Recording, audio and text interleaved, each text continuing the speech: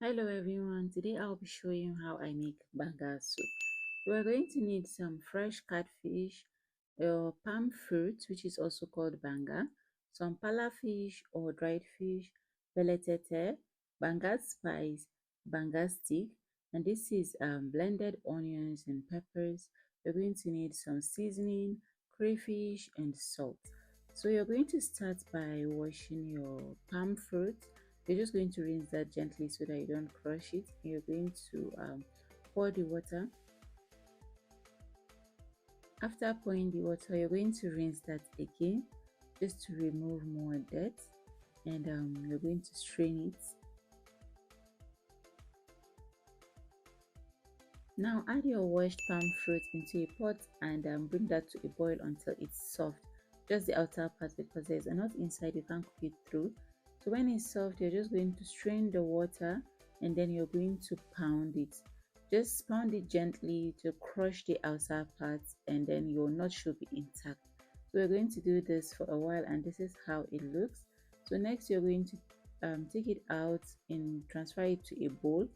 Add some hot water to it, stir it well, and then we're going to start straining this gently.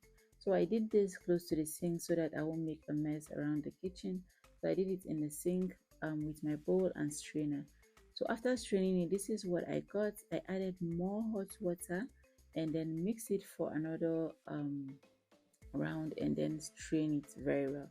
So this is the extract now. This is our banga extract and this is what we're going to cook. So add that to a pot and bring it to a boil until you see oil floating. Then you're going to add your onion and pepper mix and then your banga stick. Cover and let it cook for a while. Then you're going to add your banga spice, your pala fish, some crayfish, seasoning and your salt. And then you're going to let this cook until it is reduced and it starts to thicken. So after a while now, it has already started thickening. I'm going to add my fresh fish in it because it doesn't take too long to cook. So I let it cook on low heat until the fish is cooked, and then finally I add in my beletete to give it, that finished freckled look. So that is how I make my banga soup, and you can enjoy it with your favorite swallow. Please like and subscribe for more related content. Thank you.